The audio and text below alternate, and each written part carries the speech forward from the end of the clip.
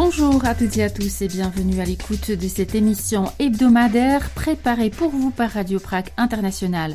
Aujourd'hui, nous visiterons le nouveau musée de la littérature qui a ouvert ses portes à Prague. Mais tout de suite, place au cinéma. Avant tout, pour pêcher, il faut du silence! Oui, chef! Pas d'imprudence. Je veux voir personne tomber à l'eau. Oh, je vais craquer! La réalisatrice Amandine Frodon est venue à Prague pour présenter le film Le Petit Nicolas, qu'est-ce qu'on attend pour être heureux? Ce récit d'animation racontant comment est né ce petit personnage, célèbre jusqu'en Tchéquie, a été présenté au 25e Festival du film français. Le film sortira en salle en République tchèque le 8 décembre. Amandine Frodon est au micro d'Anna Kupishta.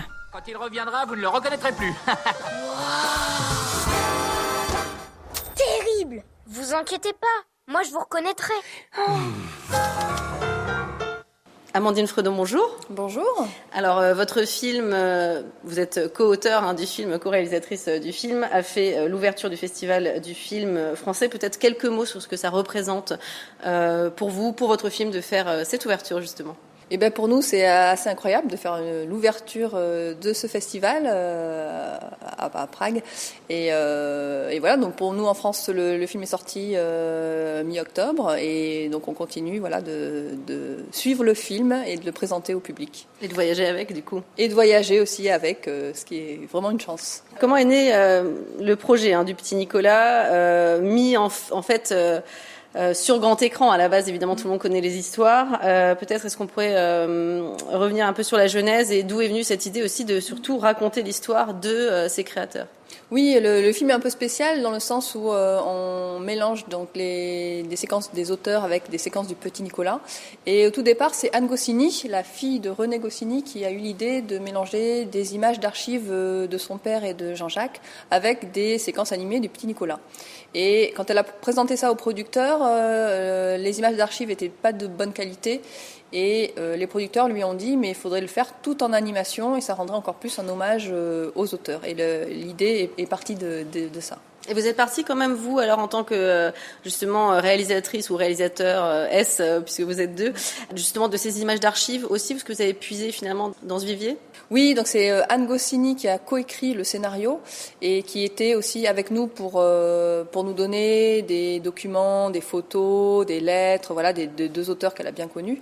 Et avec Benjamin, on a regardé tous les interviews, tous les documents vidéo qui pouvaient exister pour pouvoir les animer, les dessiner, avoir leurs petites réactions. Des fois, on a même utilisé des vraies phrases d'interview que l'on a mis dans le film tel quel pour être le plus fidèlement possible à la réalité. Alors, j'imagine que comme tout le monde, vous avez peut-être aussi grandi avec le Petit Nicolas, que vous l'avez lu autrefois. Qu'est-ce que vous avez appris peut-être que vous ne saviez pas justement sur l'histoire de Goscinny, sur Sampé, peut-être sur la jeunesse tout simplement de ce petit personnage que tout le monde a adoré?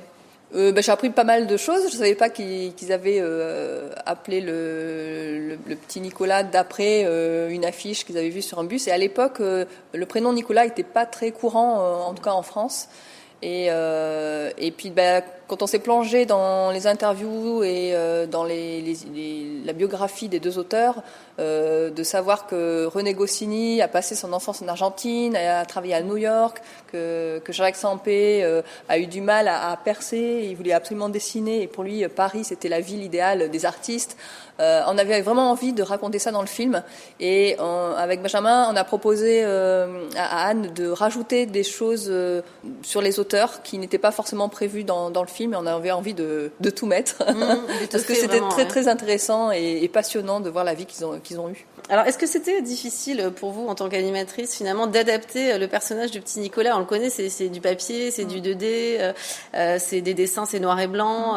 Comment est-ce que vous y êtes pris? Le challenge était un peu compliqué puisque déjà on a deux univers, donc il fallait différencier graphiquement les deux univers différents et arriver à transposer à l'écran et en animation le trait de Sampé. Donc les auteurs, on s'est vraiment inspiré des illustrations que Jean-Jacques Sampé a fait pour le New Yorker, avec beaucoup d'ombres, de travail de lumière, des mouvements de caméra, quelque chose de très cinématographique, et avec des ambiances travaillées avec le directeur artistique. Et le petit Nicolas, on s'est posé la question parce que c'est du noir et blanc et le petit Nicolas est dessiné vraiment tout petit. Les dessins originaux sont vraiment tout petits. On s'est dit, mais il faut garder ça, faut pas faire de gros plans. Ce côté miniature. Voilà, le côté miniature et le petit Nicolas qui bouge dans le plan, des plans larges, assez longs. Et on s'est dit, on va tenter de faire ça avec des taches de couleur qui apparaissent progressivement. Donc on a fait beaucoup d'essais pour arriver à obtenir ça. Et c'est comme ça qu'on a réussi à créer ces deux univers.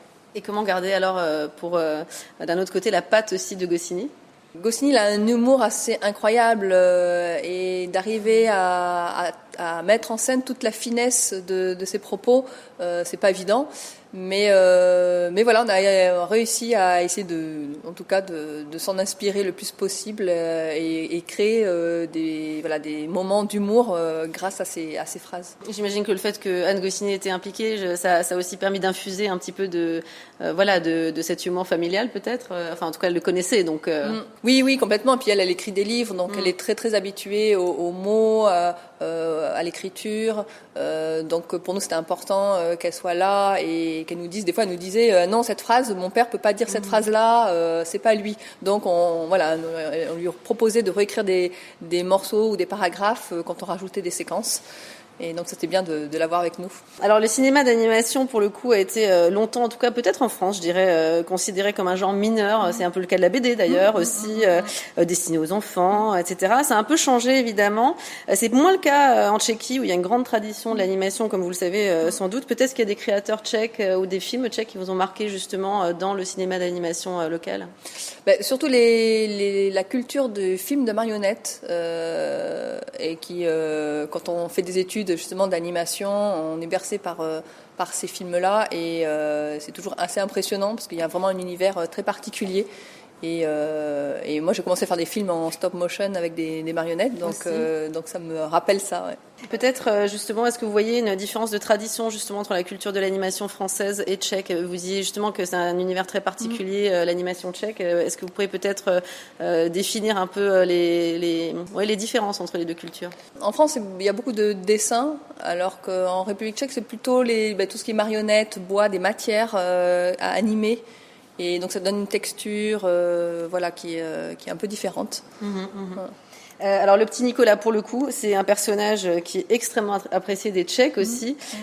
Comment est-ce que vous expliquez justement ce succès du petit Nicolas en dehors des frontières de l'Hexagone ?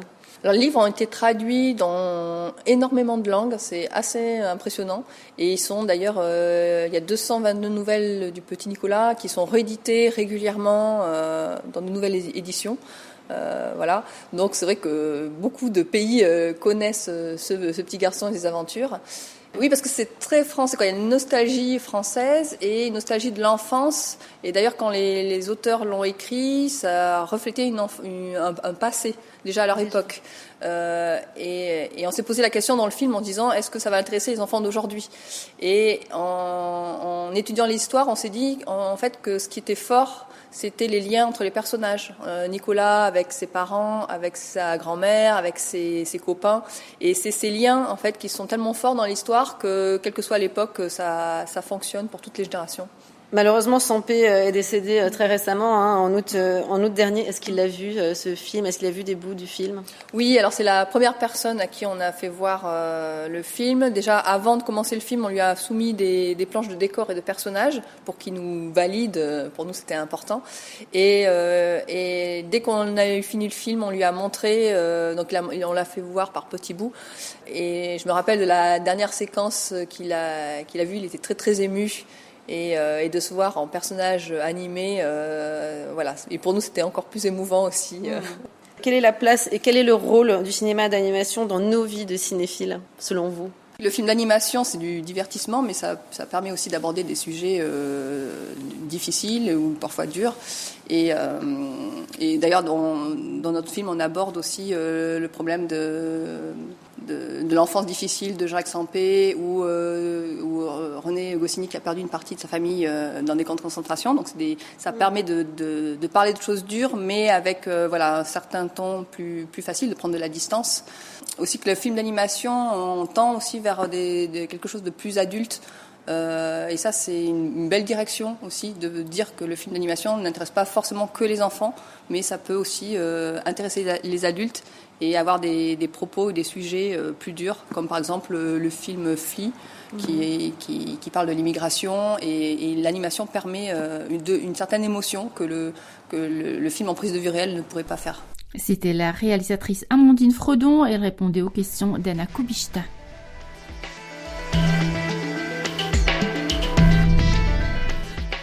C'est un grand édifice luxueux construit dans un style néo-baroque situé rue Peleova dans le quartier de Bubenec, qui abrite depuis quelques semaines seulement les fonds et les expositions du musée de la littérature à Prague. Pour parler de l'histoire et de nouveaux projets de ce musée, Václav Richter a rencontré le conservateur Lukáš Prokop. Le musée était fondé en 1952 par l'État. En fait, c'était pas musée de la littérature. Le nom était le monument de la littérature nationale. Et aussi, dans ces temps, ça s'appelait pas de la littérature nationale, mais de la culture nationale. C'était d'après le modèle soviétique, le personnage principal qui a influencé l'origine du musée était Zdeněk Nejedlý, le ministère de l'Éducation. C'était comme je l'ai dit, en 1952. L'origine était présenter la littérature des débuts jusqu'aux années 40. Elle est présentée comme un certain courant qui menait vers le réalisme socialiste. Donc, on voulait présenter surtout la lutte entre le prolétariat, la lutte sociale et la société existante. Pendant longtemps, le musée résidait dans le monastère de Strahov, qui abrite entre autres aussi une célèbre bibliothèque baroque. Après la chute du régime communiste, le monastère a été restitué à l'ordre des prémontrés. Que pouvez-vous dire de la coexistence entre les conservateurs du musée et les prémontrés ? À vrai dire, il n'y en avait pas vraiment une coexistence entre les moines et les archivistes. Parce que pendant une seule nuit, en 1950, tous les moines étaient chassés de monastères et certains étaient mis en prison, les autres à travailler manuellement, mais pas dans le même établissement. Donc, il n'y avait pas vraiment de relations. Tout ça a changé après la révolution des velours en 89 et on peut dire que les relations après étaient bonnes. Juste après la Révolution, le monastère était restitué par les moines et la moitié des monastères était rendue aux moines. Mais malgré cet effet, les relations restaient toujours bonnes, si on peut dire. Dès le début, nous avons parlé de déménagement. C'était déjà l'idée qu'il faut déménager, qu'il faut avoir un propre bâtiment où on va présenter l'histoire de la littérature, où on va continuer nos recherches. Et il faut dire que moines étaient si tolérants qu'ils ont attendu 35 ans jusqu'à la réalisation actuelle. Et dans quelle mesure les objectifs du musée ont changé avec le changement du régime politique en 1989 ? Il y avait de changements politiques, comme vous l'avez dit, mais aussi il y avait de changements, on peut dire le côté pratique. La spécificité de la littérature tchèque est que les écrivains interdits font aussi partie d'elle. Leur recherche de cet auteur était quasiment interdite. Le fonds dans notre établissement n'était pas ouvert au public. Donc c'est un grand changement que tous ces fonds des écrivains, comme je dis, catholiques, existentialistes, surréalistes même, étaient interdit au public, aux chercheurs aussi. Voilà, donc ça, je crois que c'est le plus grand changement qu'après la Révolution, tout ça s'était ouvert, était accessible à tout le monde. Le musée a été donc transféré dans un nouvel édifice. Le nouveau siège du musée est grand et luxueux, mais ce n'est pas non plus un édifice nouveau. Quand et pour qui il a été construit ? Quelle est son histoire ? Son histoire est aussi intéressante comme l'histoire de la nation tchèque au XXe siècle. Donc c'était construit par un architecte, Max Spielmann. Il a construit ces bâtiments pour la famille Petšek. Le Petšek, c'était une famille d'une grande richesse. C'était des grands industriels, des banquiers. Et la fille de Julius Petšek s'appelait Mariana. elle s'est fait construire ces bâtiments. Le bâtiment est très bien reconstruit, mais ce qu'il manque peut-être, et on va le changer, on espère, c'est le jardin qui est autour du bâtiment, qui était malheureusement pas vraiment super bien entretenu pendant la restauration, mais on pense le refaire comme Max Spielmann voulait le faire aussi. Récemment encore, le musée s'appelait en tchèque, comme vous l'avez dit, Památník národního písemnictví, ce qu'on peut traduire très librement Monument de la littérature nationale. Aujourd'hui, il s'appelle tout simplement Musée de la littérature. Dans quelle mesure cela reflète un changement de perspective, une autre attitude, une autre approche de la littérature tchèque et de littérature d'autres langues qui coexistaient sur le territoire tchèque? Ah oui, c'est une question très large. Donc, je crois que déjà, l'envie de changer s'était présentée dans le nom de musée. Donc, comme vous l'avez dit, avant c'était Monument de la littérature nationale, maintenant c'est Musée de la littérature. Donc vous voyez, il n'y a pas Musée de la littérature nationale, même pas Musée de la littérature tchèque, mais Musée de la littérature en général. Il y a littérature allemande, il y a aussi littérature juive, et voilà, donc on ne traite pas seulement des questions qui concernent nécessairement que le tchèque, que les habitants du royaume de la Bohème qui parlent tchèque. Il y avait cette envie de le faire autrement, d'une manière plus moderne, et pas représenter comme c'était avant un seul courant littéraire, une seule doctrine qui était représentée par le réalisme socialiste, mais de présenter plusieurs approches vers la littérature et culture, une approche plus diversifiée. Les musées de la littérature existent dans plusieurs capitales européennes. Y a-t-il un établissement de ce genre qui pourrait servir de modèle pour le musée de Prague? Oui, il y a en Allemagne, il y a musée de la littérature moderne à Marbach. Il y a aussi en France, il y a BNF, Bibliothèque nationale de France. Il y a plusieurs musées qui sont en Slovaquie, à Martin. Il y a aussi musée de Petőfi qui est à Budapest. Comme je l'ai dit, le monument de la littérature nationale était créé d'après le modèle soviétique. Donc maintenant, l'établissement actuel, musée de la littérature, c'est plutôt vraiment Marbach ou BNF ou des établissements pareils.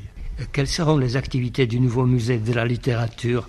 Comment profitera-t-il de ce bel édifice dans lequel il a été transféré? Comment peut-il contribuer à la perception et la réception de la littérature par la société actuelle? Tout d'abord, c'est une nouvelle exposition de la littérature. On pense aussi faire des conférences avec les écrivains, faire des ateliers pour les enfants, organiser des concerts, lecture d'auteurs. On pense ouvrir aussi ici un café, parce que l'exposition est si grande que c'est tout à fait normal que les visiteurs seront épuisés et ils veulent s'asseoir et boire un café et discuter un peu. Donc il y a tous ces changements. Et on pense aussi profiter de jardin qui, comme je l'ai dit, qui est autour de notre musée. Là-bas, on pense organiser des concerts, des ateliers, comme je l'ai dit, pour les enfants. C'est qui n'était pas possible au monastère. On pense faire vraiment différemment. Comme dit notre directeur, qu'il faut être absolument moderne, comme l'a dit Rimbaud. C'est sur les propos de Lukáš Prokop, conservateur au musée de la littérature à Prague, que s'achève cette émission préparée par la rédaction française de Radio Prague International. Elle vous a été présentée par Magdalena Hrozinkova avec Jiří Matějček à la réalisation. Le reste de l'actualité tchèque en français, c'est sur français.radio.cz. Et merci de votre fidélité. À la prochaine.